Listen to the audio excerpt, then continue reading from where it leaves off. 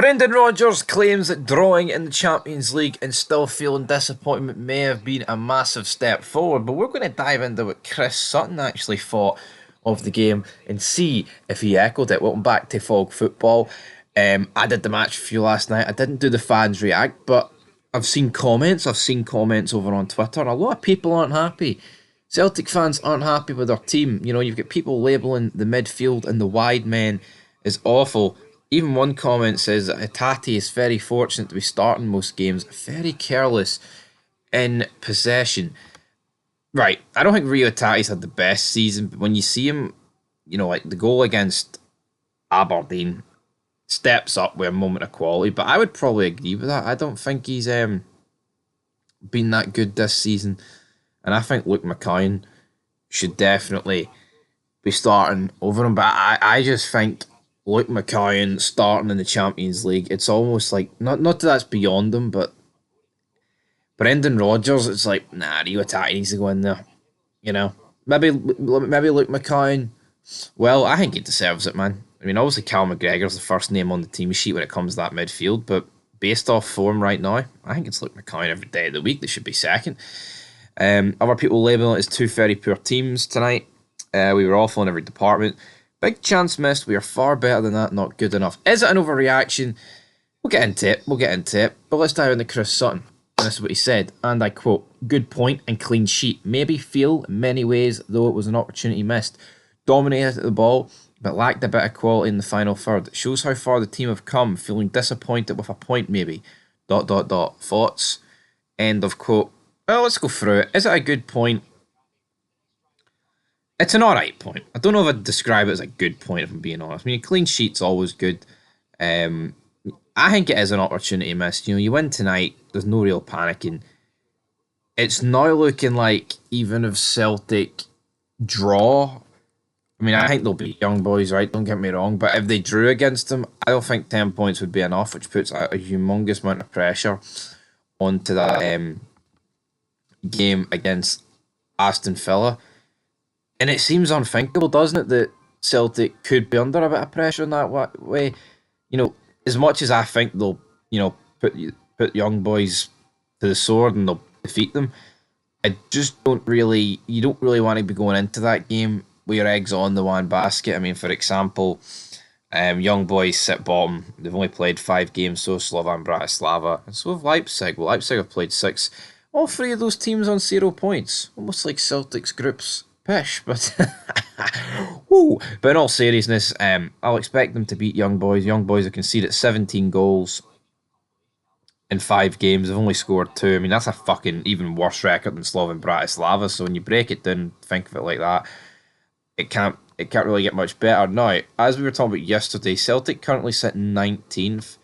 They are 2 points above the nearest team outside of the top 24, which is Feyenoord, and they sit on 7. But then behind Feyenoord, there's teams on 4, like Stuttgart, Sparta Prague, Storm Graz sit on 3. Sorry, so it's going to be really close. But what you've got to bear in mind is Zagreb also sit below Celtic, and they're on 8, and they've got to play AC Milan and Arsenal. Now, Man City, PSV, Juventus, PSG as well as PSV, you're expecting, and Feyenoord, I'd expect them all to finish above Celtic. We'll know more once we do the review show, and also after tonight, as today is Wednesday. But for example, you know, Feyenoord play tonight, of course, and Feyenoord play at home to Sparta Prague. So, you know, you'd probably expect Feyenoord to pick up a result there. I mean, it's still looking good for Celtic, and I think a draw might be enough, but a draw is only going to be enough if a lot of fixtures go your way, which, yeah, there's that many games, they can go your way.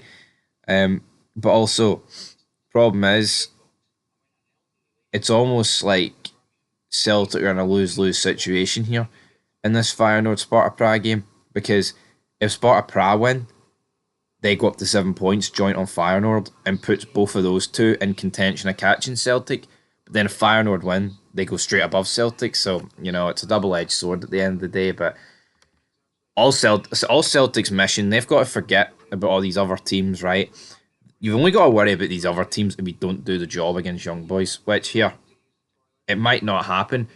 I think what Celtic fans would like to see is Luke McCoy start.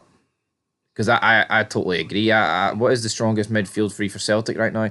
I'd say McGregor, Mackay, and Bernardo. I think they're the three in form. I think Engels and Atati are both out of form. Um, yeah, I do. It's crazy though. Like Awata never really got given a proper chance at Celtic, but he's been down to Birmingham, man. He seems like he's banging in goals week in week out. Um, I don't know what is it with Atati. I'm not saying his head's turned, but could it be the last few months of Atati's Celtic career? Could he be on the way out? I think it makes sense to get rid of him. If he's dropping down the pecking order to third, fourth, fifth choice, the talk of 25, 30 million is going to slowly diminish. Not saying he's done by any means, but I think anyone with a brain knows what I mean. Like, you can't be dropping down the order that much and still getting 30 million in the Scottish League. That's just my opinion, but what do I know? Anyway, Chris Sutton, I look at the point. He says how far, maybe it shows how far the team have come, feeling disappointed with a point. I agree and I disagree because, yeah, I think time's gone by. Like, Celtic picking up a point away in Champions League was unthinkable. But this is against Dynamo Zagreb, a team in crisis. Even a Celtic team underperforming in the Champions League, you would expect them to probably beat Zagreb away from home. That's just my opinion. I know in recent years they've not beat Shakhtar and things like that, but I mean, let's be honest. I was expecting Celtic to win this game. It was never going to be easy, but I thought with the crisis and the fact that Zagreb aren't the greatest team anyway, Celtic would have got over the line, and they haven't. So you can look at it numerous ways. A point's not a disaster. I wouldn't necessarily describe it as good. I wouldn't necessarily describe it as bad. As I said in the title of the review yesterday, I said it was a point that no one wanted. Zagreb realistically needed to win. Celtic didn't need to win, but a win would have pretty much wrapped it up, and it leaves the door slightly ajar for a team beneath them to go above them. So, aye, that's where Fog Football is going to leave this video. What did you make of Chris Sutton's comments? What do you make of Atati? Is his Celtic career beginning to come to an end? Could he be sold January in the summer? And could we be looking at a new midfield trio at Celtic going forward? So aye, leave your thoughts down below, and peace.